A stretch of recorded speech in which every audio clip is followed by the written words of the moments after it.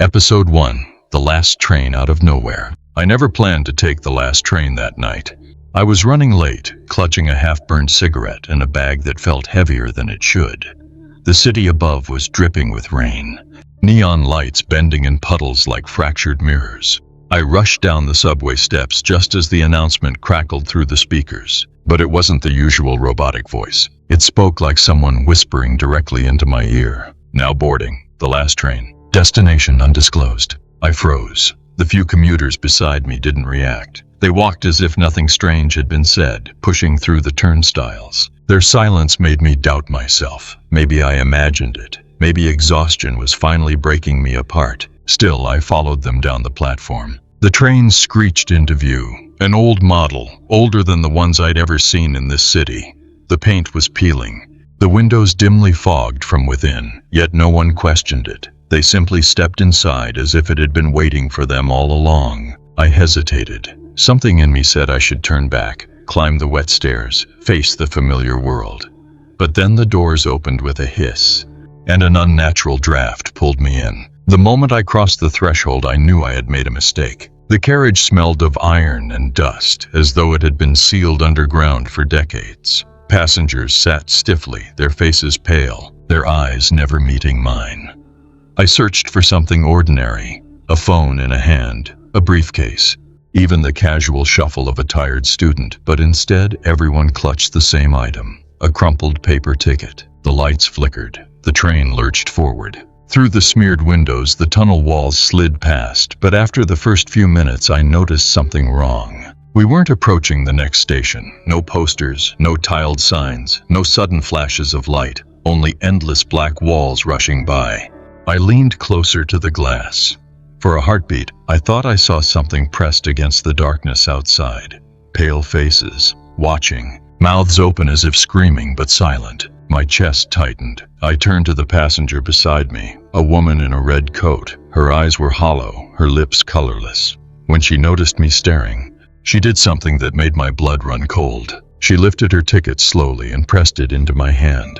The paper was damp, stained with something dark. On its surface, written in a looping hand, were the words, "This is not your first ride." Before I could speak, the intercom crackled again. This time the voice wasn't just in my ear, it was everywhere, vibrating through the steel bones of the train. "Next stop, nowhere you've ever been." And as the lights cut out completely, the wheels screamed against the tracks, dragging me into a city I was never meant to see. Episode 2. Passengers Without Reflections. The lights sputtered back on, but dimmer now, as though the train itself had grown tired of pretending it belonged to this world. The carriage hummed with a low, unnatural vibration that seemed to crawl beneath my skin. I held the damp ticket in my palm, its words seared into my mind. "This is not your first ride." I wanted answers, but no one would meet my eyes. The passengers sat rigid, their gaze locked forward. The woman in the red coat who had given me the ticket had vanished, as if the seat itself had swallowed her whole. I turned toward the window, desperate for something real. The glass was streaked and fogged, but enough remained clear for me to catch my own reflection. Or rather, I thought I would. Instead, the window showed only the blurred streak of tunnels rushing past. My face, my body, was gone. I wasn't there. A chill raced down my spine. I leaned closer, pressed my palm against the glass, and prayed the trick of the light would break. That's when I noticed something worse. The others, the passengers around me. None of them had reflections either. Their bodies sat in place, stiff and pale. But in the window's dark surface, the seats behind the glass were empty. The train was full, yet in the reflection, it was abandoned. My breath caught in my throat. I stumbled back, my shoulders slamming into a pole. A man in a long gray coat turned his head slightly, as though he'd heard me. For the first time, his eyes met mine. They were clouded, milky, like the eyes of the blind, and he smiled. "Don't look at the glass," he rasped, his voice breaking like static. "It shows what isn't supposed to be here." I froze, unable to speak. The train lurched violently, and for a second the world outside the window bent. I saw flashes, brief, jagged images like broken film reels. A city skyline swallowed in fog, a crowd screaming on a platform I'd never seen, a hand pressing against the window from the outside, fingertips raw and bleeding. I staggered to the middle of the carriage, heart pounding, but the man in gray only laughed softly. "You'll understand soon," he whispered. "You've already ridden before. You just don't remember." I wanted to shout at him, to demand what he meant, but the train shuddered again. The overhead lights flickered so violently that shadows clawed across the walls. When they steadied, I realized something horrifying. There were more passengers now. Dozens more. Filling the aisles, the seats, standing shoulder to shoulder, pressing against the doors. I hadn't seen them board. They simply were there, appearing between blinks, their faces pale, their hands clutching tickets that seemed burned at the edges. And though the train was suffocatingly crowded, the windows still showed an empty carriage racing through the dark. That was when the intercom came alive once more, a voice smoother than before, almost amused. "Next stop, a city that remembers you, even if you don't." The train roared forward, and I could feel the reflectionless passengers leaning closer, as though waiting for me to understand what I truly was among them. Episode 3. The Conductor Who Knows Your Name. The train screeched as if resisting the rails themselves, then steadied, plunging us deeper into a tunnel with no end. The air inside the carriage grew heavier, thick with a metallic tang that clung to the back of my throat. The faceless crowd of passengers sat unmoving, their tickets clenched tight, their silence suffocating. Then, without warning, the doors at the far end slid open. A man stepped through. He wore a conductor's uniform, black and pressed, though the fabric seemed worn thin by centuries. His cap shadowed most of his face, but I could see the glint of his teeth as he smiled. The strangest part wasn't his arrival, it was the way the passengers reacted. Every single one of them turned their heads in perfect unison, like marionettes tugged by invisible strings. And then, as if rehearsed, they bowed their heads. The conductor walked slowly down the aisle, boots echoing against the steel floor. He carried no puncher, no scanner, only a thick leather book chained to his wrist. I tried to look away, but something in me wouldn't let me. My eyes followed him, as though he carried gravity itself. When he stopped beside me, the whole train seemed to shudder. He tilted his head, and in a voice both warm and venomous, he said my name. Not loudly, not even forcefully, just intimately, as if he had known me long before this night. "Daniel." My heart stopped. No one here knew me. I hadn't told anyone my name, hadn't even spoken since stepping onto this cursed machine. Yet when he said it, it felt carved into the air, undeniable. How do you...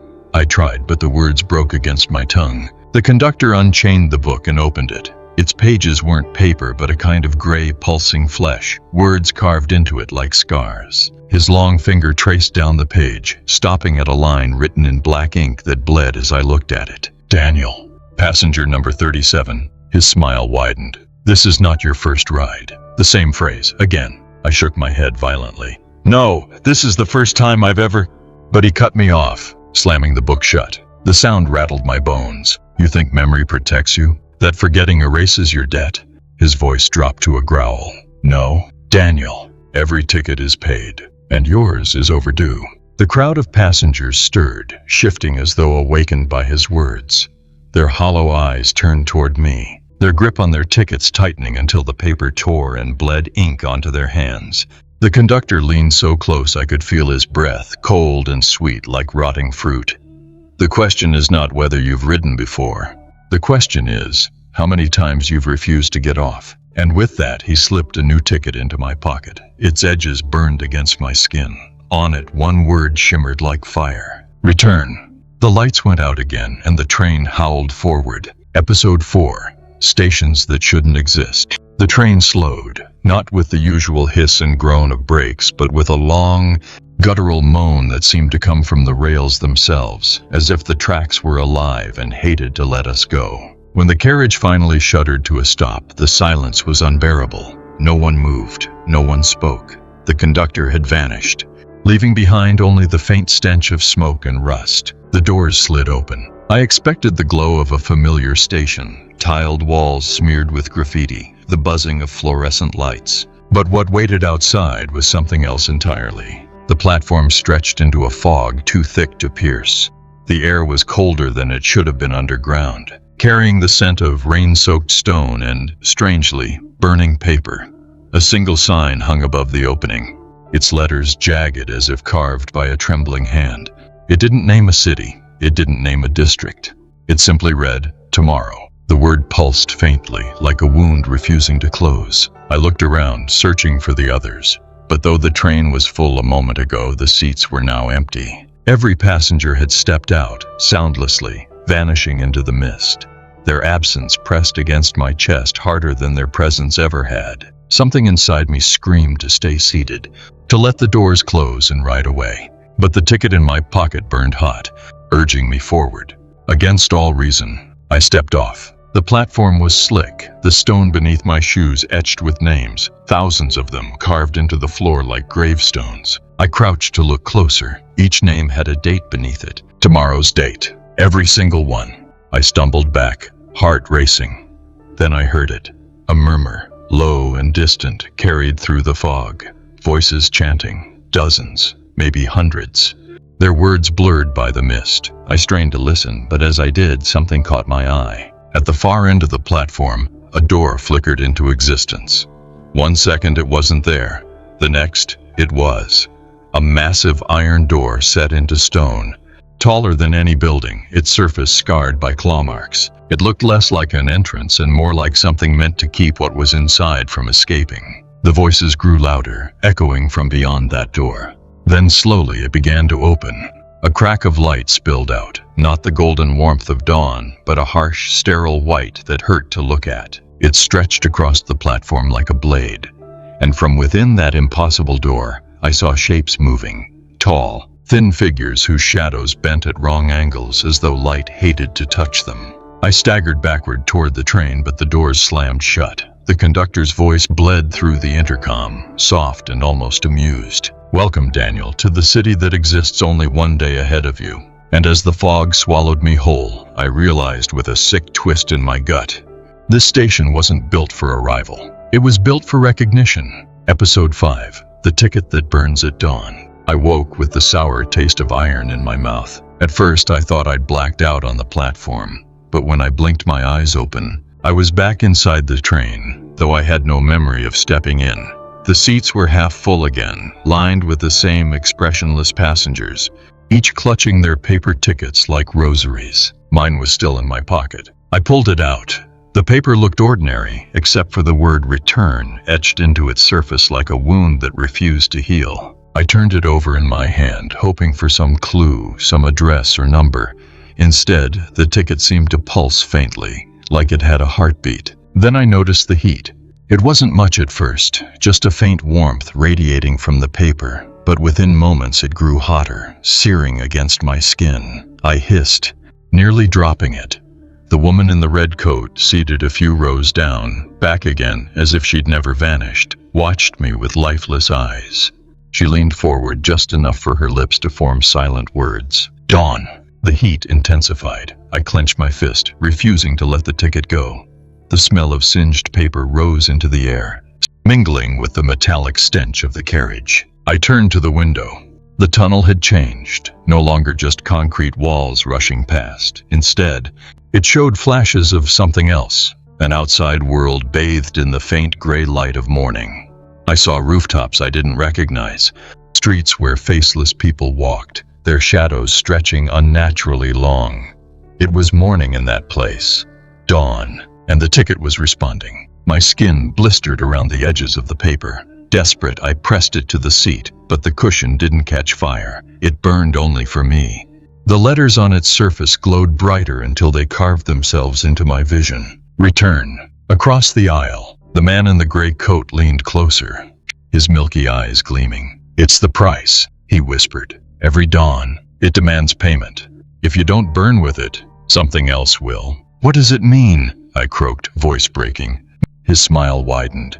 "It means you've tried to leave before, and it means you failed." Before I could answer, the intercom hissed alive, dripping with static. "Prepare. Next stop approaches." The train slowed, screeching against the rails. My ticket blazed white-hot, scalding my palm until I screamed and dropped it to the floor. But instead of crumbling into ash, it sank slowly into the metal, leaving behind a charred mark that pulsed like a heartbeat in the steel. The doors hissed open. Cold light spilled in, sharper than any sunrise I had ever seen. And from beyond the threshold, a voice called, not over the intercom, not in my head, But from the station itself, it spoke my name, and though I wanted to resist, my legs betrayed me. The ticket was gone, but its fire was inside me now. Episode 6, The City That Remembers You. The platform was empty when I stepped off. At least it looked that way at first. The fog curled like smoke, swallowing the air, hiding what lay ahead. But as I walked forward, the mist thinned, and the city revealed itself. It wasn't a city I knew, and yet I recognized everything. The cracked cobblestones beneath my feet, the crooked lampposts that flickered with dying bulbs, even the graffiti on the walls, my initials, scratched into stone I had no memory of touching. Every corner whispered familiar, though I swore I'd never been here. The streets were deserted, or so I thought. Then I saw them. Faces, dozens of them, watching from windows, from alleyways, from doorways slightly ajar. Their eyes followed me, unblinking. I couldn't hear footsteps, but somehow I knew they were moving with me, shadowing me from every side. I quickened my pace. The buildings seemed to lean closer, their bricks damp with rot, their windows clouded like cataracts. My heart pounded when I passed a bakery, its sign broken, its shelves long empty. In the glass I caught my reflection. Except it wasn't me. It was myself, older, 10 years older, maybe more. Same eyes, same scar across my brow, but hollow, drained. My reflection pressed its palm against the window as though begging me to let it out. I stumbled back. The glass shattered, though I hadn't touched it, and from the broken frame, a voice slipped through, raspy and cold. "You lived here once." The sound carried down the street, multiplying. Now every door whispered, every window croaked, repeating the same phrase in different tones, different voices. "You lived here once, you lived here once." I covered my ears, but it didn't help. The city itself was speaking to me. I ran. My legs carried me through twisting alleys until I burst into a square. In the center stood a statue. My chest tightened. It was me. Carved in stone, weathered and cracked, but unmistakably me. My face, my posture, even the jacket I was wearing now. At the base, engraved words stretched across the pedestal. In memory of Daniel, departed, yet returned. The ground beneath me seemed to lurch. My vision swam. A dozen memories I never lived surged through me, shadows of a life where I belonged here, where I walked these streets, spoke with these people, died among them. And the worst part? They remembered. From the corners of the square they emerged at last. The faceless passengers, the man in the gray coat, the woman in red. All stepping closer, their pale hands reaching toward me. "You left us," they whispered. "But the city does not forget. It never forgets." The statue's stone eyes bled dark streaks down its cheeks. The voices merged into a single sound, heavy and final. "Return." And as the square closed in, I understood the truth with bone-deep horror. This wasn't just a city that remembered me. It was a city waiting for me to remember it. Episode 7, The Train That Eats Time. I don't remember how I got back on the train. One moment I was standing in the square, the statue of myself bleeding black tears, the crowd closing in. The next, the fog swallowed everything, and when it cleared, I was sitting again in the carriage. The same humming steel floor, the same pale passengers clutching their tickets. But something had changed. At first I couldn't tell what it was. Then I glanced at my wristwatch. The second hand was frozen. I tapped the glass, shook it, even pressed it to my ear, waiting for the faint ticking sound I'd known since childhood. Nothing. The hands were stuck at 3:07, refusing to move. A chill ran through me. I looked around. No phones, no clocks. Nothing in the carriage measured time, only that dull hum of the rails. When the conductor appeared again, walking slowly between the seats, I forced myself to speak. My voice cracked. "Why isn't it moving?" I held up my watch, desperate for an answer. He stopped, smiling with those two white teeth. "Because time is not yours to carry here. The train eats what you bring with you." "I don't understand." "You will." His eyes gleamed. "When you step off again." The doors slammed open at the next station before I could press him further. Outside was daylight, blinding, golden, endless.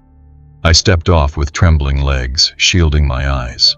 For a moment, it looked like any ordinary city. Cars rolling by, people talking on sidewalks, children laughing in the distance. Relief flooded me. Maybe I'd imagined it all. Maybe this nightmare was just a fever dream. Then I spotted the newspaper stand. I staggered forward, snatched the nearest paper, and read the date. My throat closed. It wasn't today. It wasn't yesterday. It was 7 years later. My hands shook so violently I dropped the paper. A woman walked past, her face eerily familiar. She glanced at me, eyes widening. "Daniel?" she whispered. "You haven't aged a day." Her voice snapped something inside me. I knew her. I knew her laugh, her perfume, the way she used to hum when she cooked. She was someone I had loved once, but now, her hair streaked with gray, her skin lined with years. I had lost her. I had lost 7 years in a single ride. I stumbled back onto the platform, panic clawing at my chest. The train's doors hissed open, waiting, as though it had been watching me all along. The conductor's voice oozed from the intercom. "Time is a toll. Daniel. Every journey demands its price." I wanted to scream, but the words lodged in my throat. The crowd on the platform blurred, faces twisting in recognition, in horror, in longing. I didn't belong here, not anymore. The only place I belonged was the train. And when I stepped back inside, the watch on my wrist crumbled into dust. Episode 8, The Window That Shows Another Life. The train rattled forward, devouring the tracks in silence no machine should ever make. I kept my gaze low, unwilling to glance at the faces around me, unwilling to test if they were still human. But curiosity, it's a disease worse than fear. It always wins. So I looked at the windows. At first, they showed nothing but the smear of darkness. Then the glass rippled, like water touched by a stone. Images bled into existence. Not my reflection, not the tunnels, something else. The window beside me showed a street I had known as a child, where I used to ride my bike, shouting as the wind filled my lungs. I saw my mother at the porch waving me in for dinner, but her face twisted wrong, her smile trembling like it belonged to a mask. My chest tightened. I knew this wasn't memory. It was something older, something watching. I turned away, only to see what another passenger was staring at. The woman in the red coat leaned against the window, eyes wide, lips parted. In the glass, I caught a glimpse of her vision. She stood in a cathedral, hands folded in prayer, while flames crawled up her dress. Her body didn't move, didn't resist, as the fire swallowed her whole. Her lips formed a single word, "Amen," before her image collapsed into ash. The man in the gray coat shifted closer to his own window. He chuckled softly, like he was watching something private. When I glanced at his glass, my stomach turned to ice. He was watching me. Not the me sitting there, a different version. I was older, ragged, dragging chains behind me as I walked through a ruined station. My eyes were black voids, my lips whispering names I didn't recognize. Yet with every whisper, the chains grew heavier, dragging me down until I collapsed. The man laughed, teeth flashing. "I always enjoy that one," he murmured. I pressed my palm to the glass in front of me, desperate to change it, to see something else, anything else. The surface rippled again. But what replaced the childhood street was worse. I saw myself stepping off the train, but not onto any platform I knew. This place was built of shadows, its buildings pulsing like organs. Figures without faces waited for me, arms outstretched, and I, my other self, walked into them willingly, vanishing into their embrace. The real me recoiled. My skin burned where it touched the glass. Suddenly, every passenger turned their heads at once, their eyes locked on me. The visions in the windows dissolved into a storm of static, leaving only my own image reflected back at me. Except I wasn't sitting in the train anymore. The reflection showed me outside, watching through the glass, as if I had been on the wrong side all along. The intercom crackled, its voice smoother, crueler than ever. "The window never lies. Daniel. It only shows what you refuse to admit." And when I blinked, my reflection smiled, though my lips had not moved. Episode 9, The Voice Beneath the Tracks. The deeper the train plunged, the more I felt it, not just in my ears, but in my bones. A low vibration rising and falling beneath the wheels. At first I thought it was the steel grinding against the rails, but then the sound shaped itself into something else. A voice. It wasn't speaking in any language I knew. It was raw, guttural, trembling like someone choking on blood. Yet somehow I understood it, not in words, but in the ache it planted inside my chest. It was begging. I pressed my ear to the cold glass, trying to catch it clearer. The voice grew sharper, each syllable scraping against my skull. Beneath the train, Something was alive, pressed into the soil, bound into the steel, screaming every time the wheels crushed over it. The woman in the red coat turned to me, her eyes hollow. "Don't listen," she mouthed, though her voice never came. But it was too late. The sound hooked into me, dragging images up from places in my mind I had never dared to go. I saw shadows moving under the rails, bodies flattened into the ground, mouths open wide, their teeth grinding as they tried to form words.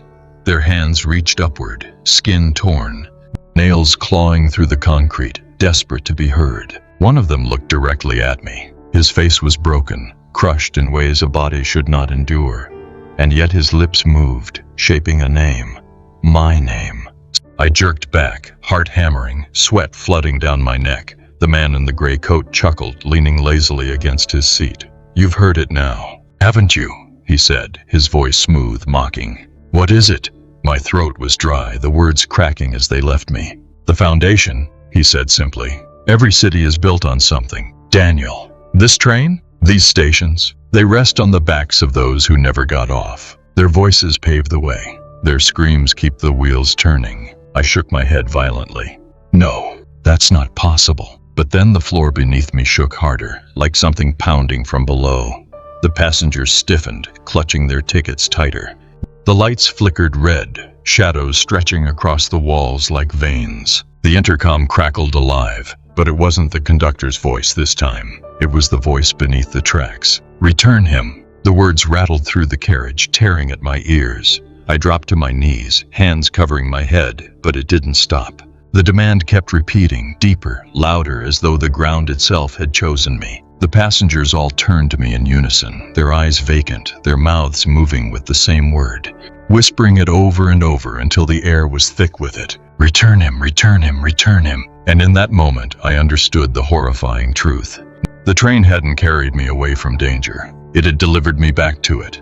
Episode 10, The Fare You Can't Pay. The train jolted to a stop, harder than before, rattling my teeth and sending sparks across the ceiling lights. The doors slid open to a platform bathed in sickly yellow light. No fog, no shadows, just silence, thick and unnatural.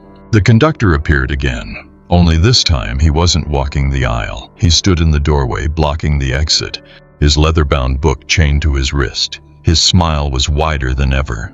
"Tickets," he said softly. "All fares must be paid."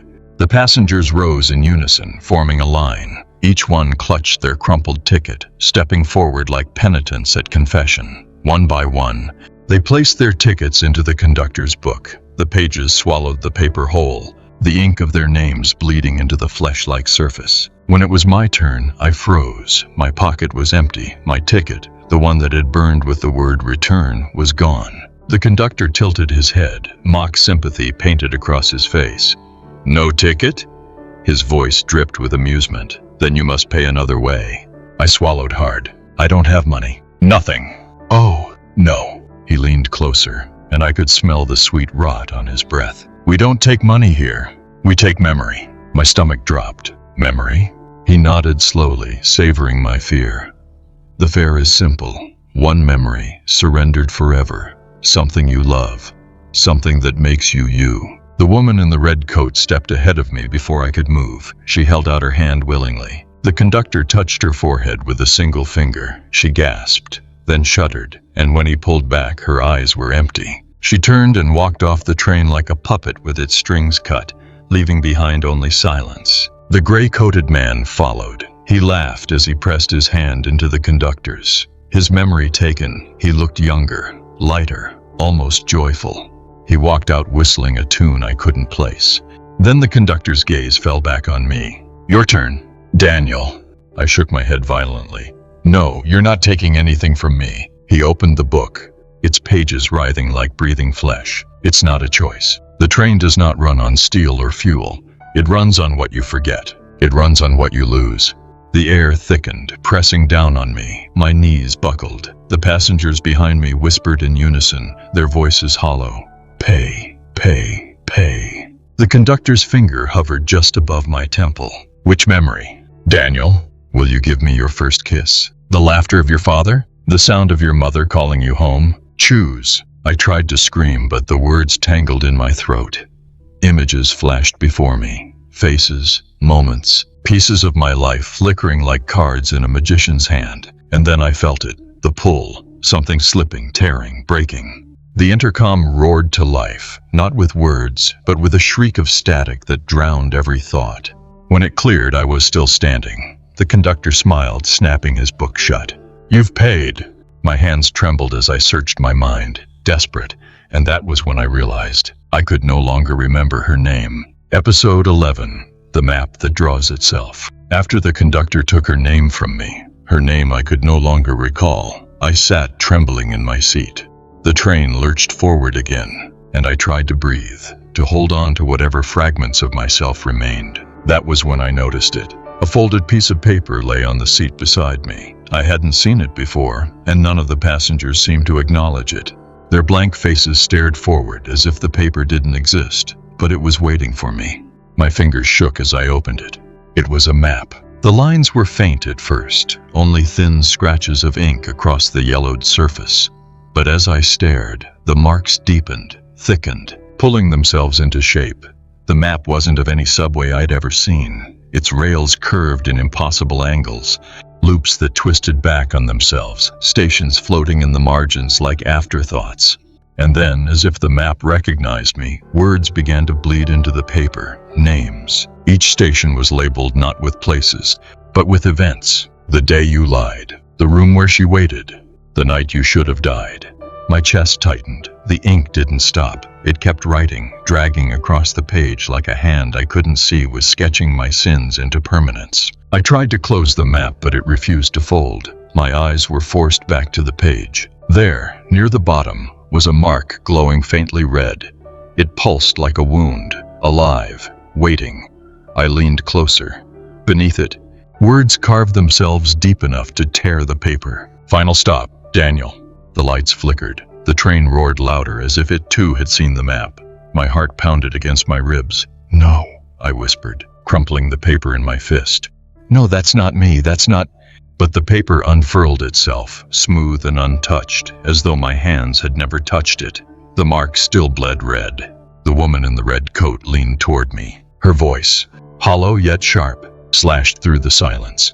"You can't fight the map. It isn't showing where you'll go, Daniel. It's showing where you've already been." Her eyes burned into mine, and for a moment, I believed her.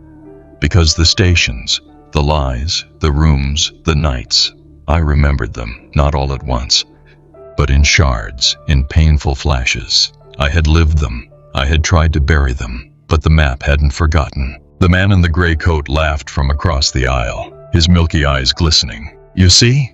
The train doesn't take you to places. It takes you to yourself." The map writhed in my lap, the ink still drawing, still cutting into the paper. And I knew with a bone-deep certainty that the last station wasn't just a stop. It was a grave, and it already had my name. Episode 12, The Train That Never Lets You Off. The map still pulsed in my hands when the train lurched, harder than ever before.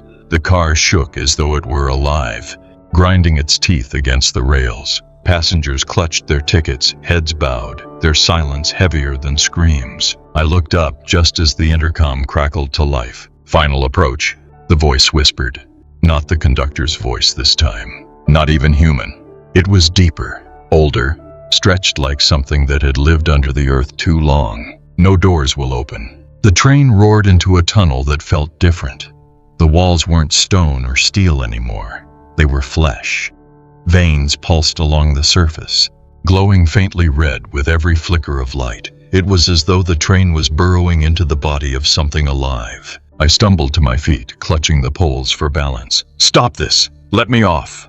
My voice echoed uselessly, swallowed by the hum of the engine. The conductor appeared at the far end of the carriage. His smile was wider than ever, his cap shadowing eyes that gleamed like wet coal. He raised the chained book high, and all the passengers lifted their tickets in perfect unison, as if obeying a single command. "Sit down, Daniel," the conductor said. "You're home." Home. The word stabbed me. I shook my head violently. "No, this isn't my home. I never chose this." The man in the gray coat laughed, his milky eyes gleaming.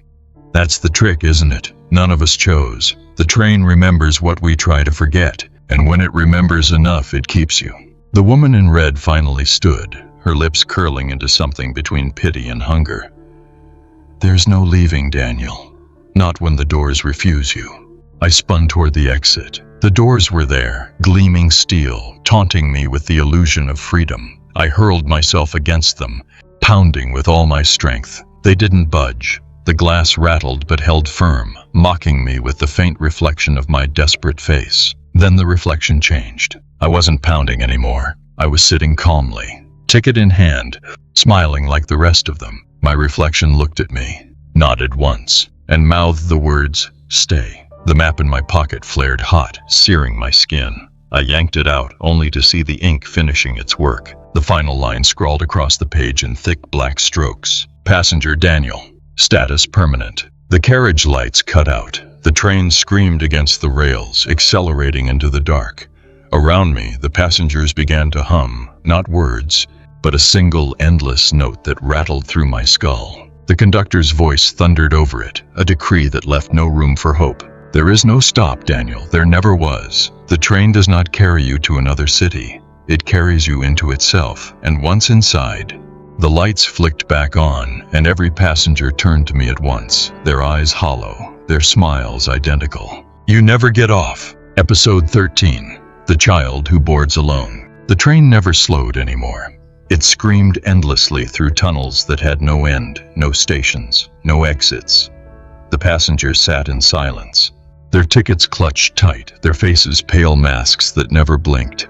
I had resigned myself to the rhythm of the rails, the hum of a prison that moved but never arrived. And then the doors opened. It was impossible. They weren't supposed to. Not here, not now. But with a long hiss, the steel parted, revealing nothing but darkness on the other side. No platform, no city, just black air, yawning like an open throat. For a moment I thought nothing would happen. Then I saw him. A child stepped through the doors, alone. He was no older than 8, barefoot, wearing a thin white shirt stained with soot. His hair clung damply to his forehead, and his eyes, God, his eyes were hollow pools, deeper than any tunnel we had passed. He carried no ticket, no bag, no sign he belonged here. And yet every passenger bowed their head as he entered. Even the conductor, appearing at the far end of the carriage, lowered his cap in something like reverence. The boy shuffled forward, his bare feet leaving faint black prints on the floor. He walked slowly, deliberately, until he stood in the center of the car. Then he turned. His gaze found me. "You shouldn't be here," he said. His voice was soft, but it carried like thunder through the steel walls. My throat locked. I wanted to ask who he was, but the words wouldn't form. "You tried to leave too many times," the boy continued. "The train doesn't forgive that. It keeps you. It feeds on you." He raised his small hand. In his palm was a slip of paper, pale and folded. He let it flutter to the floor between us. I bent down, trembling, and picked it up. It was another ticket, but unlike the others, this one wasn't printed or written. It was carved into flesh, pulsing faintly as if alive. Across its surface, in jagged scars, was one word: child. The boy's expression didn't change. "It's yours now." "No," I whispered. "I don't want this. I don't." The passengers stirred for the first time. They raised their heads, their voices uniting in a single whisper that chilled me to the bone. "He always says no." The boy's hollow eyes narrowed. "If you hold it, you can leave. But if you leave, someone must stay in your place." The conductor stepped closer, his smile sharp as a blade. "And what better replacement?" he murmured. "Than a child?" The lights flickered violently. The boy's small frame blurred, as though the train itself was tearing him apart, stitching him into the steel. He screamed, not in fear, but in rage, an ancient, endless sound that rattled the bones of the carriage. When the lights steadied, he was gone. Only the ticket remained, still pulsing in my hand, and the intercom whispered almost lovingly, "Choose, Daniel. Stay, or pass the fare to another." Episode 14. The Tunnel with No End. The ticket pulsed in my palm like a newborn heart, beating faster with every second. I wanted to tear it apart, but I knew it would only heal, reform, and wait for me again. That's what everything on this cursed train did. It remembered what I tried to forget. The carriage groaned, shaking violently as though the train had entered a storm. The passengers swayed in unison, their empty eyes fixed forward. Then I realized it wasn't the train moving, it was the tunnel itself. Through the windows, the black walls rippled like water. At first, I thought it was a trick of the light, but then the walls stretched, pulled, twisted into shapes that were not walls at all. They were mouths, hundreds of them, opening wide, swallowing the rails, screaming silently as the train rushed through. The intercom crackled with static. A voice, deeper than the conductor's, older than any human tongue, rumbled through the steel. There is no end, only the ride, only the tunnel. I pressed my hands against my ears, but the words weren't in the air. They were in my blood. My veins throbbed with them, pumping dread through every nerve. The man in the gray coat leaned forward, his milky eyes glinting. "This is the place where time unravels," he said calmly, almost gleefully. "No stations, no exits, just the tunnel stretching forever." The woman in red whispered, her voice trembling like torn paper. "We've been here before. We'll be here again, until we're nothing but shadows on the wall." I turned to the glass, and I saw them. Shadows of myself, dozens of them, running in the tunnel alongside the train. Some were screaming, some were laughing, some crawled on all fours, blood dripping from their mouths. They slammed their hands against the windows, their faces splitting in anguish, in madness. And every single one of them wore my eyes. The ticket in my hand grew hotter, branding me with its single word, child. "No," I gasped, clawing at it. But it sank into my skin, fusing with my flesh. My veins glowed faintly red beneath the surface. The boy's hollow eyes flashed in my mind, his voice echoing, "If you hold it, you can leave. But someone must stay." The tunnel shook harder, the train rattling like it was tearing itself apart. Sparks rained from the ceiling lights. The mouths in the walls stretched wider, and for one sickening moment I thought they were going to swallow the entire train whole. The passengers began to chant, their voices low and rhythmic, blending with the roar of the rails. "No end, no end, no end." I fell to my knees, clawing at the door, pounding until my fists bled. But the steel refused me, as always. The conductor appeared at the far end, his chained book open, pages writhing with fresh ink. His grin split too wide, stretching into the shadows. "Ride the tunnel, Daniel," he said, his voice almost tender. "Ride it until you forget you ever wanted to get off." And through the windows my shadows screamed, sprinting forever beside me. Episode 15, The Last City. The tunnel had no end. It stretched forever, swallowing itself, a serpent eating its own tail.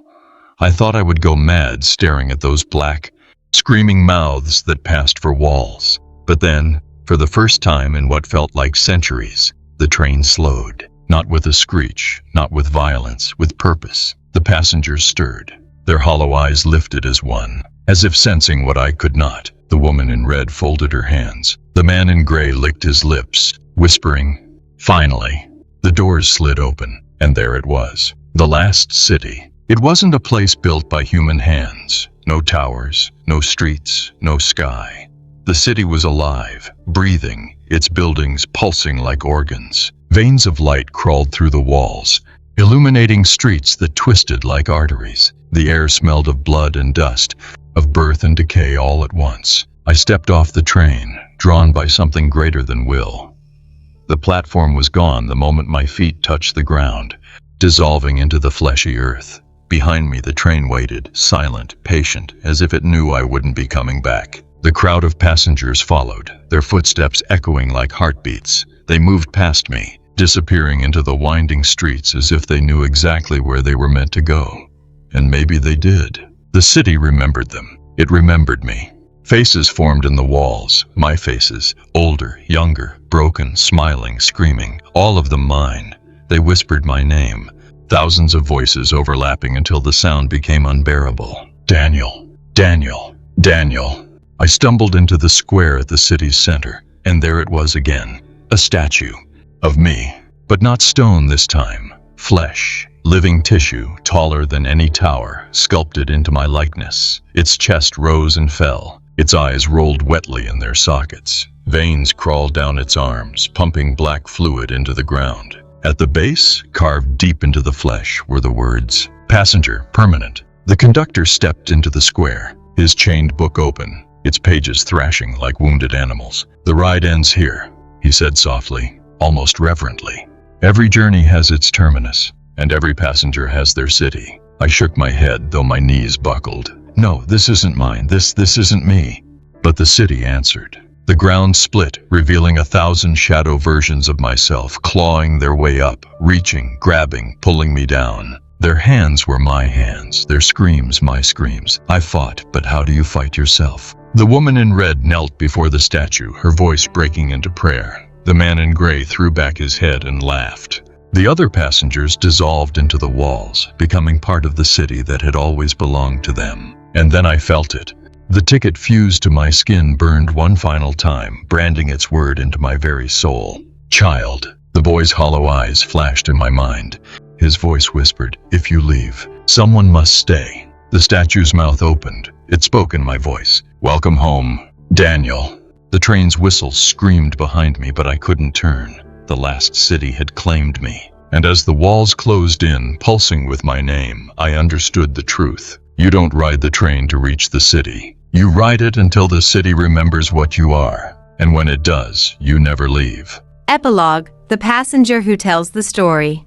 I don't know how long I've been here. The last city has no clocks, no sky, no sun to tell me how many days or centuries have passed. The streets pulse like arteries.